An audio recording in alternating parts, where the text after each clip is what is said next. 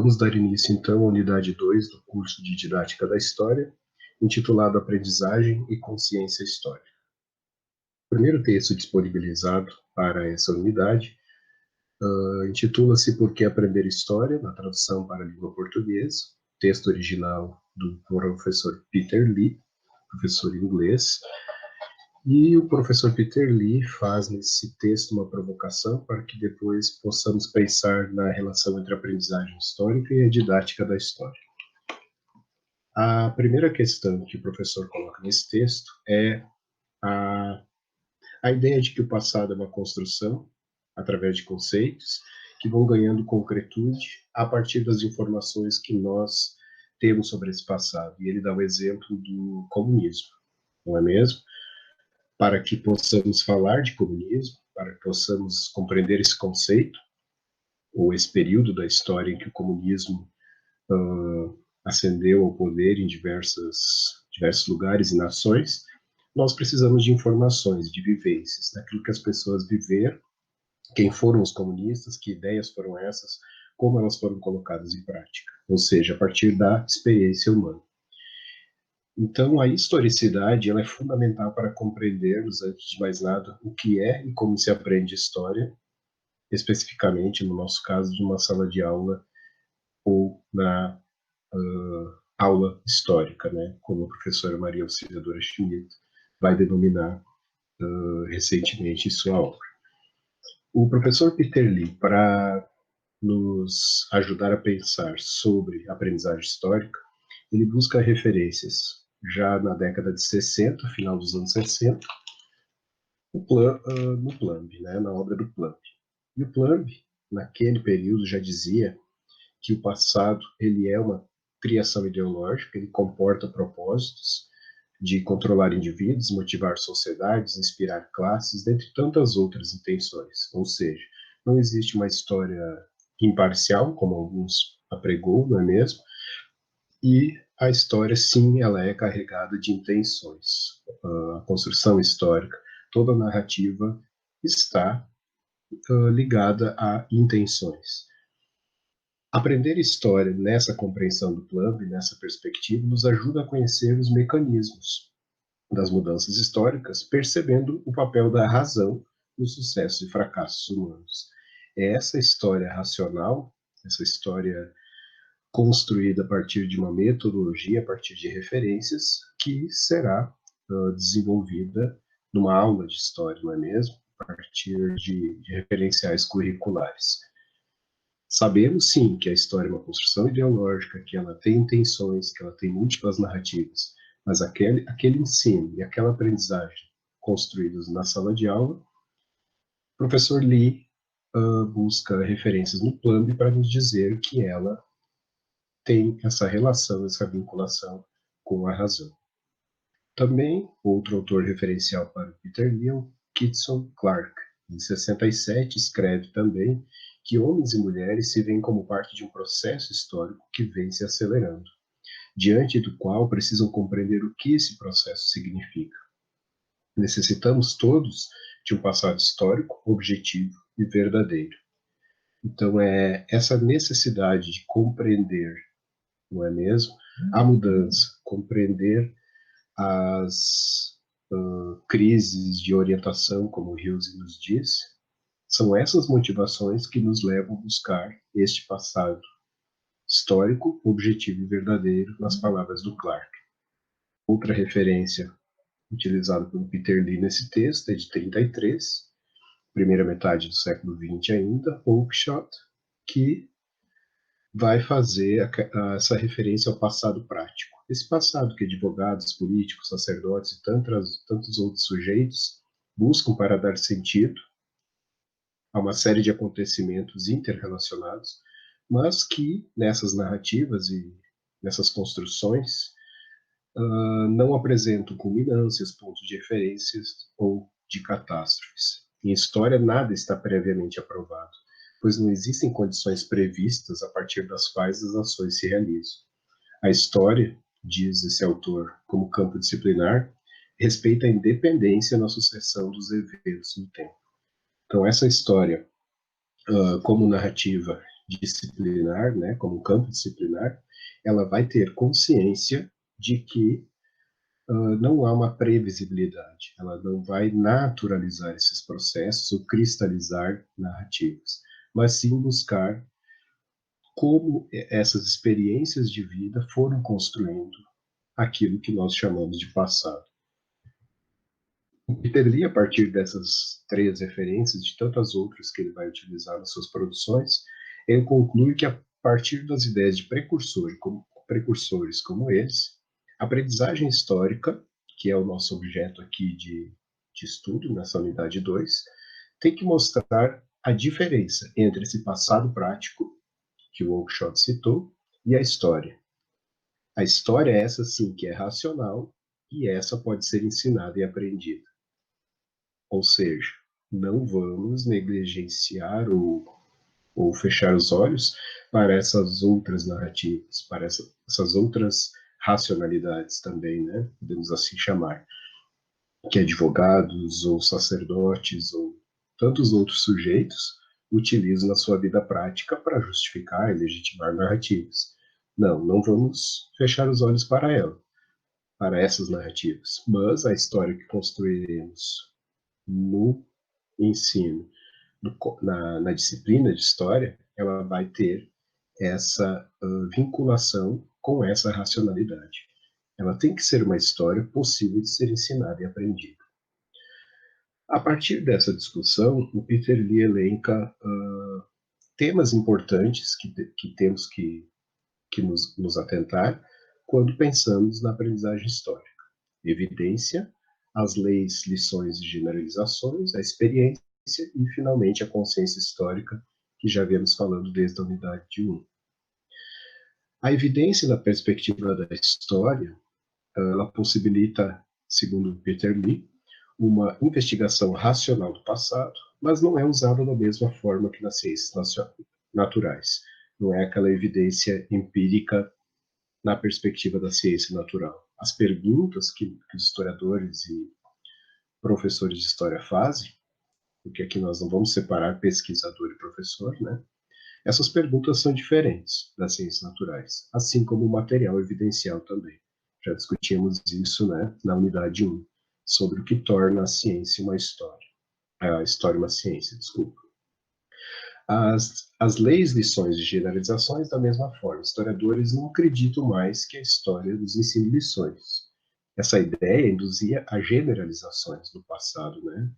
Num período em que a história seguia essa ideia de que haveria leis, que as leis se aplicariam para compreender a realidade. Hoje, para o historiador, essa ideia não é mais válida. Não partimos mais dessa ideia de leis e generalizações. A experiência histórica, ela também não oferece fórmulas, mas sim um senso de probabilidade, né? A partir das experiências, nós podemos construir narrativas, identificar mudanças, permanências, repetições, sim, né? E falar de probabilidades, por já ter ocorrido antes, em outros contextos, em temporalidades diferentes. São relatos sobre o que já aconteceu, mas que têm relação com o presente, com aquilo que vivemos hoje. E, finalmente, a consciência histórica, que já conversamos na unidade 1, não é mesmo?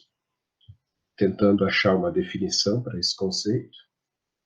A consciência histórica, nessa perspectiva do Peter Lee e também de Hughes, conecta passado, presente e futuro, alargando os horizontes de expectativas dos sujeitos. É a partir dessa compreensão da passagem do tempo, das mudanças e permanências, dessa construção narrativa que se dá a partir dessa percepção, que os horizontes de expectativas de sujeitos podem se ampliar, ou, em outras palavras, né, a compreensão histórica da passagem do tempo.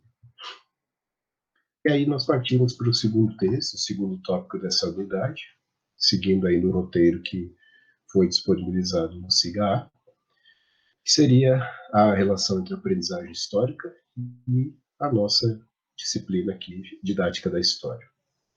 Já vimos que para a didática da história, a aprendizagem, os processos de aprendizagem e de ensino também, são o objeto central da didática da história, assim como a consciência histórica. E aí o professor Hilsing, nesse texto específico aqui, ele vai aprofundar algumas discussões que nós já fizemos na outra unidade, na unidade 1, mas aqui aproximando mais do conceito de aprendizagem. O Hilsing diz que para ensinar e aprender história, é preciso que tenhamos familiaridade com as formas e conteúdos especializados desse pensamento histórico, ou seja, aquela conversa que tivemos sobre a impossibilidade de separar teoria e prática.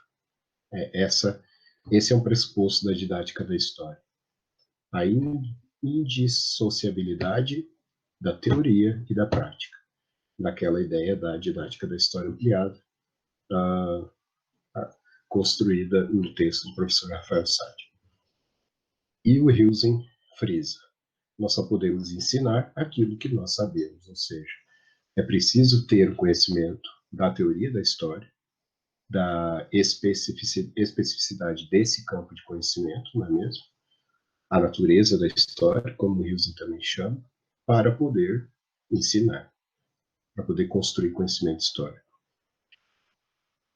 E ele repete, então, frisando que a teoria da história é imprescindível para a prática de ensino, seja em escolas ou quaisquer outros espaços de aprendizagem, como vimos nesse conceito de didática da história ampliada. Não é apenas a sala de aula, apenas a escola, mas sim todos aqueles espaços que se propõem a ensinar, né, a transmitir algum conhecimento sobre o passado e sobre o presente também. Aqui nós temos algumas imagens para retomar aquela ideia da aprendizagem além da sala de aula. Temos aqui museus, manifestações públicas, histórias em quadrinhos, temos monumentos e também esses sujeitos que são os chamados youtubers, né, que dão aulas de história, mesmo não sendo historiadores, e vão também trabalhar com aprendizagens, vão estar atuando na perspectiva da didática da história. Assim, o saber histórico para o Hilsing se constrói a partir desses 4 campos, que são a experiência histórica, a interpretação dessa experiência, a orientação que essa experiência gera para a sua vida, oferecendo respostas, mesmo que temporárias, e, finalmente, a motivação para agir, né, para agir no seu próprio mundo, no seu próprio tempo. Para o Hilsing, e na perspectiva da didática da história, são esses 4 campos que dão sentido ao saber histórico. E eles se concretizam, se materializam, através da competência narrativa, que será, como já vimos também na unidade 1, o dado empírico para falarmos de consciência histórica, não é mesmo? Como é que eu identifico essa consciência histórica dos sujeitos? A partir dessas narrativas. Narrando, o sujeito se narra e narra também o outro, e narra o seu lugar, o seu tempo de vida. A partir dessas evidências narrativas, nós vamos ter elementos para acompanhar o processo de aprendizagem, que é fundamental, né, na profissão docente. Aqui eu coloquei uma citação do professor Newton Pereira, que foge dessa construção teórica do Hilsing, é uma reflexão extra, para que pensemos também além desses 4 campos que o Hilsing menciona. O professor Newton Pereira vai falar de uma outra dimensão da aprendizagem, que é a imaginação histórica. Né? O professor Newton Pereira diz que sabemos que a história e a aula de história trabalham com narrativas. Então, ele está aqui afirmando o que Peter Lee e Hilsing já dizem, né? Que a narrativa é o que nos possibilita trabalhar com o presente, com o passado, mas também com o psicológico das pessoas e com aquilo que vivemos hoje. Contudo, lembra o Newton, uma aula de história é muito mais do que um conjunto de narrativas. Não é só a racionalidade, segundo Newton. Não podemos resumir, né, ou reduzir o pensamento histórico apenas a essa narrativa lógica, racional, pautada em metodologia.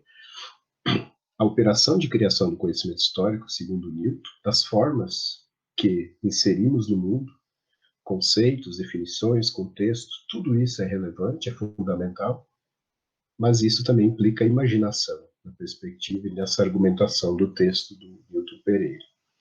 O elo que força o abandono da representação, deixando aberto o acesso ao passado em si. Imaginar é um processo de exteriorização, que requer abandonar e, quem sabe, coincidir, simpatizar e durar. O Newton frisa nesse texto a necessidade de, em sala de aula especificamente, pensarmos também que crianças e adolescentes precisam imaginar esse passado, projetar as suas percepções do mundo, antes talvez de já construirmos essa narrativa a partir da evidência, a partir de todos aqueles conceitos que o Peter Lee evidenciou no seu texto. A imaginação para o Newton, ela abriria portas ou janelas, né, de possibilidades que muitas vezes nós perdemos nessa construção tão amarrada que a história acaba se tornando. Então é só um pensamento para que a gente reflita, né, ou complique, como eu disse no título, para que não fiquemos também presos apenas a um referencial teórico. O texto está disponível para quem tiver à disposição, está na bibliografia complementar. Voltando aqui à teoria do Hughes e à sua construção da didática da história, nós falamos aqui nesse infográfico sobre os tipos de consciência histórica de sentido, não é mesmo? Quais são os sentidos que o sujeito constrói ao aprender história? E aí o Hughes vai falar de 4 tipologias de consciência histórica ou de construção histórica de sentido, constituição, que são a tradicional, a exemplar, a crítica e a genética. Aqui eu coloquei sucintamente o significado, mas no texto o Hughes desenvolve isso de forma mais completa. Mas, em síntese, a história tradicional seria aquelas narrativas, aquele sentido que nos orienta a partir da tradição. A aprendizagem histórica, nesse sentido, é adquirir essa tradição, é aprender com aquilo que nos garante um comportamento ordenado da vida. Aprender história, nesse sentido, tradicional, significa identificar durações de ordem de vida na mudança do tempo, ou seja, aquilo que permanece. Aqui nós estamos enfatizando o conceito de permanência. Refere-se a padrões, papéis essenciais, e ocorre de forma inconsciente, principalmente nos primeiros anos de vida, quando a criança, né, vai repetir aquilo que ela aprende. Aqui nós pensamos em várias coisas que fazemos, por exemplo, na infância, não é mesmo? E quando nós repetimos aquilo que a família, os mais velhos nos ensinam, mas nós ainda não estamos em condições de ter um olhar crítico sobre isso, ou de questionar, ou de tentar entender o sentido. É o que a palavra tradição nos traz. Mas também é utilizada sistematicamente por governos que tentam se legitimar pelas diferentes instituições que usam esse sentido tradicional. Outro tipo de constituição histórica de sentido, o Hughes chama de exemplar. São aquelas regras aplicadas a casos individuais. Veja, tem uma semelhança com a tradição, mas aqui nós já falamos de uma normatização. São regras para orientar a vida, aprendidas através de experiências temporais que são relacionadas a outras experiências. Por isso o nome exemplar, né? Os exemplos do passado vão nos guiar no presente. Relaciona-se à ideia da história como mestra da vida, que habilita para julgamentos históricos, combatendo experiências do presente e oferecendo perspectivas para o futuro a partir de exemplos. É quando os sujeitos buscam segurança, né? Precisam lidar com a mudança, com os desafios, e a gente viu um exemplo claro disso naquele vídeo analisado na unidade 1. Uma narrativa histórica que usa sujeitos denominados heróis, não é mesmo, para orientar a vida no presente. Aí vamos para o terceiro tipo de consciência, ou sentido, que é o crítico, não é mesmo? Essa palavra tão usada, mas por vezes complexa demais para ser compreendida, mas aqui o Hilsen demarca bem a crítica como uma consciência de mudança. É aquela que diz não às amostras de interpretação histórica. Os sujeitos aprendem a dizer não, desculpa, às amostras de interpretação histórica sobre a realização do passado, orientando-se para a vida. Percebe-se que as mudanças temporais do mundo, que levam às ações intencionalmente articuladas, experiências de contradição contemporânea, são historicamente trabalhadas. Como diz o Hilsen, esse tipo de consciência nos ajuda a remar contra a corrente, tirando a força da identidade histórica. Como antes eu usei o exemplo da tradição, onde repetimos tradições familiares, religiosas, culturais, e a consciência crítica vai tirar força dessa identidade, porque ela começa a nos fazer questionar e criticar aquilo que é feito como tradição. E começamos a buscar o sentido daquilo. E quando não encontramos, a tendência é que abandonemos essas práticas, não é mesmo?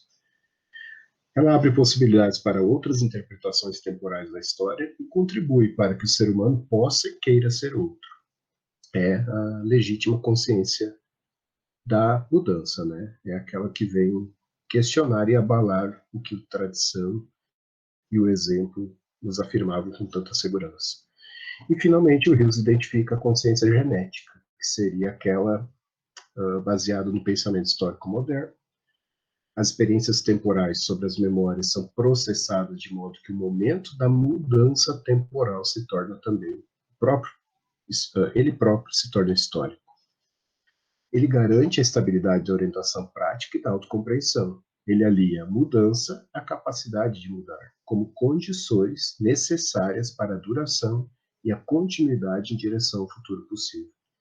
A mudança histórica aqui é trazida à tona para validar o dinamismo interno da estabilidade. Ou seja, a consciência crítica seria aquela que provoca, né? que faz ruir as estruturas. E a genética seria uma nova afirmação, uma nova segurança que nós adquirimos, mas já com uma consciência crítica. Não é mais aquela segurança da tradição, do exemplo, mas uma segurança de saber lidar com a mudança, de saber lidar com a com as diferentes temporalidades, não é mesmo? Se nós observarmos com atenção esses 4 tipos de consciência, nós podemos criar a ideia de que elas são uma escada, né? Parece que é uma progressão. Eu vou nascer lá na tradicional, de repente eu vou evoluir, entre aspas, para uma exemplar, então eu passo por uma crítica e finalmente eu chego na genética. Não, não é essa a ideia que o Hills nos passa. Isso não é uma construção lógica linear. Na verdade, segundo a argumentação do autor, essas consciências todas, esses sentidos convivem. Todos eles fazem parte da nossa constituição histórica de sentido. Então, hoje, no momento que cada um de nós nos encontramos, nós podemos tranquilamente utilizarmos esses 4 sentidos em nossa vida, dependendo da situação e do momento onde estivermos, não é mesmo? Eu posso, em alguns momentos, narrar a partir de uma tradição de família. E em outro momento eu posso ter uma percepção da realidade genética. Não é essa separação, não é mesmo? Todas elas constituem os sujeitos. Claro que alguns mais voltados para uma consciência genética, outros mais atrelados à tradição, isso sim, em medidas diferentes. Mas não há como separar isso de uma forma tão exata, né? Como talvez possamos interpretar de forma equivocada. São consciências que vão se interrelacionar na nossa constituição histórica de sentido. E aí o Hilsen conclui que essas 4 formas de aprendizagem histórica nunca são puras em si, como eu já disse, elas ocorrem em situações diferentes e vão resultando dessa pressão das experiências que a gente vai ter, né, que nós vamos vivendo no nosso tempo presente, e a partir dessas experiências, essas consciências vão se desenvolver e vão gerando aquilo que ele chama de superávit de expectativa.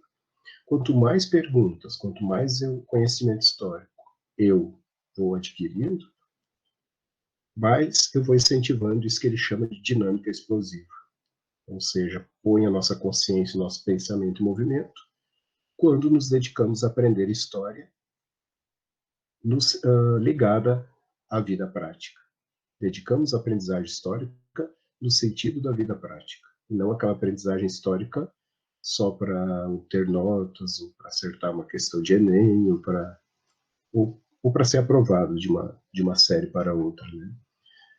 Nessa perspectiva, a aprendizagem histórica, e é dessa que a gente fala aqui em Didática da História, é uma aprendizagem que, de fato, contribua para a compreensão e para a ação nessa vida prática dos sujeitos.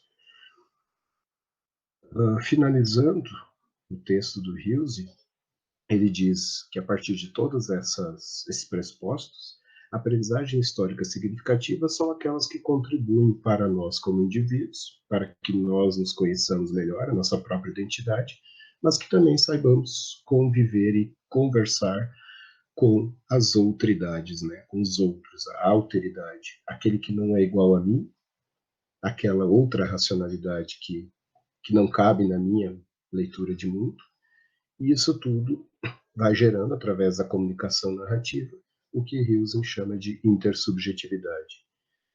Esse seria um dos grandes objetivos da aprendizagem histórica, né? Aprender a lidar com o outro, aprender a lidar com a diferença e compreender que todas essas formas de percepção do mundo são narrativas válidas, porém, partindo de pressupostos diferentes.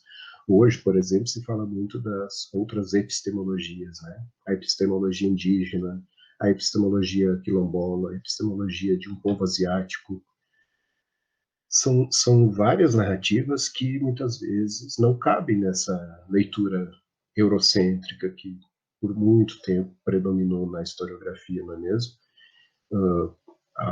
Um exemplo claro são produções, vou dar um exemplo aqui para ilustrar, que seria a compreensão de outras idades médias, né? Não essa Idade Média europeia, narrada sempre a partir daquela imagem que nós temos de uma medievalidade europeia. Hoje, por exemplo, há estudos sobre as medievalidades asiáticas, africanas, né? Que outras idades médias são essas? É só um exemplo para ilustrar. Então é isso. E aí chegamos no nosso já conhecido conceito de consciência histórica. A partir desse aumento da intersubjetividade que o Hilsen salienta, dessa comunicação entre as narrativas e sujeitos, é que vai depender a consciência histórica constitutiva da nossa identidade individual, mas também da compreensão do outro e da vida prática onde nós nos inserimos. A aprendizagem histórica tem essa grande função de trabalhar a consciência histórica, o autoconhecimento, a nossa construção das nossas próprias memórias, das nossas narrativas, mas também a narrativa dos outros. E aí que ele diferencia a consciência histórica como partindo de cada indivíduo, cada um constrói a sua a partir das suas vivências, mas ela dialoga sempre com algo maior, que é a cultura histórica. Né? Essa cultura onde as diferentes consciências convivem. Todos nós fazemos parte de uma cultura histórica, que é múltipla, é colorida, é diversa, multiepistêmica, e é a partir desse referencial que nós precisamos pensar a consciência histórica, não naquela narrativa única e eurocêntrica que predominava. E terminando, então, o terceiro texto, que é da professora Isabel Barca, ele vai fazer essa conexão da aprendizagem histórica com a perspectiva específica da educação histórica. Por que educação histórica? Porque é uma linha de pesquisa que surgiu na Europa nos anos 70. O professor Peter Lee, autor do primeiro texto, é uma das referências da educação histórica, que nos anos 90 vai incorporar as discussões do professor Hilse sobre consciência histórica, não é mesmo? No início, o Hilse não era uma leitura referencial desses autores, mas a educação histórica já desenvolveu muitos trabalhos, muitas pesquisas sobre a cognição histórica, como nós podemos ver aqui nesse esquema colorido.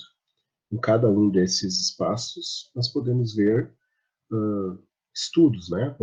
Algumas das possibilidades que a educação histórica vem trabalhando desde os anos 70, e no Brasil, a partir de 2003, quando a professora Isabel Barca vem fazer uma conferência no Paraná, e a partir de então passa a desenvolver uma série de pesquisas e trabalhos também aqui no Brasil.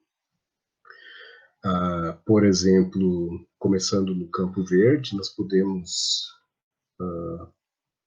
exemplificar um desses estudos como o pensamento histórico. Pensar historicamente exige, na perspectiva da educação histórica, mais do que rol de conteúdos. Não são só conteúdos. O pensamento histórico vai muito além disso, né? Esses conteúdos são apenas parte de uma construção que é muito mais ampla. A experiência vicária, a experiência de vida dos sujeitos, conhecer outros seres humanos do presente e do passado. Pensar historicamente, na ideia da educação histórica, transcende compreender conteúdo sobre o passado. Não basta eu saber caracterizar a vida na Idade Média. Isso por si, isso em si, não nos leva a nada, né? Apenas a uma curiosidade, a uma erudição. Mas a educação histórica vai pensar no sentido desse conhecimento. Então, transcende apenas a compreensão. Estranheza do passado pode contribuir para descobrir uma história mais inteligível na sua complexidade, então provocar esse estranhamento, né, dessas outras experiências de vida. Outra ideia é que ninguém escapa do passado, há algo intrínseco no ser humano que nos leva a essa busca constante, né? Basta pensarmos, imaginarmos uma cena de um grupo de crianças entrando no museu e observando aquelas peças de um outro tempo, de uma outra forma de vida. Essa curiosidade pelo passado, ela é algo intrínseco, né, do ser humano. A possibilidade de construção de ideias históricas pelos jovens e crianças, que é um dos trabalhos principais da professora Isabel Barca. Né? Ela centrou muito seus trabalhos nesse exemplo que é citado no Campo Azul. Então, esse trabalho de educação histórica vai buscar compreender como se fabrica a compreensão a partir de pressupostos epistemológicos, ou seja, pensando como o conhecimento histórico é construído, qual é a especificidade desse conhecimento. Isso é um pressuposto epistemológico, a episteme. Investe largamente no uso de fontes diversas em sala de aula. Esse é um outro pressuposto importante da educação histórica, que o uso de fontes diversas é fundamental para que uma criança e um jovem construam conhecimento histórico, não só aquela narrativa pronta, né, do livro, só a produção historiográfica em si, não basta. Na perspectiva da educação histórica, é interessante que as crianças perfaçam esse caminho, os alunos, que o historiador faz. É como se nós disséssemos brincar de historiador, né? Nós não vamos formar historiadores na sala de aula, mas vamos trabalhar com esses alunos, tentando proporcionar a eles e elas momentos, um ambiente na sala de aula que simule esse trabalho da historiografia. Como o historiador olha para a fonte, o que ele pergunta para essa fonte, né? Como é o tratamento? Como se chega no conhecimento histórico? Perfazer esse caminho até chegar na resposta é um caminho fundamental. Porque se nós pensamos, por exemplo, uma ciência exata, né? Vamos pegar uma aula de matemática. Até chegarmos na forma, na construção de um resultado, é interessante que o aluno compreenda por que ele está fazendo aquele processo, né? E não simplesmente copiar a fórmula pronta do quadro. Sabemos que isso acontece, sabemos sim, passamos por experiências assim, muitos de nós. Mas o aluno só vai aprender de verdade aquela construção de um cálculo matemática se ele fazer o processo, o caminho, e não se ele enxergar apenas o resultado. História é a mesma coisa. Por que em história eu tenho que apenas sentar em frente aos alunos e narrar o resultado de uma investigação? Como a criança e o adolescente vai compreender aquela construção de conhecimento histórico se ele não conhece o processo de feitura, de fabricação desse conhecimento? Então, esse processo é fundamental. É trabalhoso, sim, é complexo, mas é fundamental. E Onde entra a consciência histórica nisso tudo, em todo esse processo, não é mesmo? Por que ela é tão importante? Vários trabalhos investigativos passaram a se basear nos princípios da orientação temporal e da matriz disciplinar do Huizing, que já foi trabalhado na unidade 1, e é nesse momento que a teoria do Huizing se encontra com a educação histórica. Para dar um exemplo claro de como esse encontro ocorreu, nós podemos citar o projeto ICOM 1 e ICOM 2, que foi desenvolvido pela professora Isabel Barca e vários outros pesquisadores, Portugal, África e países de língua portuguesa africanos, o Brasil e Portugal. Então, foi um trabalho muito amplo, realizado de 2013 a 2011, envolvendo essas duas etapas do projeto, e o objetivo era coletar narrativas conta a história do seu país, a história do mundo nos últimos anos, e a partir dessas narrativas, as noções epistemológicas que essas crianças tinham nas narrativas foram interligadas com uma concepção abrangente da natureza do conhecimento histórico. Então, não são só narrativas de crianças, né? Não é um trabalho coletado para dizer se está certo ou errado. São narrativas que oferecem indícios, oferecem material empírico para pensar como a aprendizagem histórica se constrói. Um trabalho muito interessante, muito instigante. No texto, a professora Isabel dá alguns exemplos, vocês podem ler. Tem algumas narrativas, inclusive de crianças goianas que participaram, que hoje, isso foi há 10 anos atrás, né, ou mais de 10 anos, dependendo da narrativa. Então, hoje são crianças que já estão em sua vida adulta e naquele momento da sua aprendizagem narraram essas histórias. Então, é um material bem interessante para pensar em como a educação histórica atua. Ela é influenciada fortemente pelo construtivismo, por essa ideia de que o conhecimento não vem pronto, né? Ele só é efetivo quando os alunos participam dessa construção. Ele tem que ser contextualizado, problematizado e aberto, como falamos antes, a múltiplas perspectivas e metodologias de análise desse material de forma qualitativa, não apenas computando em números ou extraindo dados quantitativos. Sim, até se faz isso, mas o principal trabalho é qualitativo. E aí a educação histórica vai tentando, através desse trabalho, ampliar o horizonte de expectativas da aprendizagem histórica, que seja cada vez mais situada, mais significativa para professores, para pesquisadores, mas principalmente para crianças e jovens que estão nas salas de aula. Para finalizar essa unidade, eu propus um exercício no Class, então vocês podem acessar a plataforma.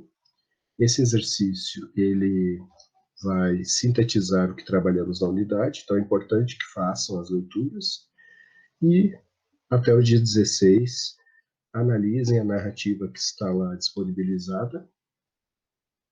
É uma narrativa em forma de vídeo, um material que foi produzido com o objetivo de ensinar algo sobre o passado da história do Brasil, né?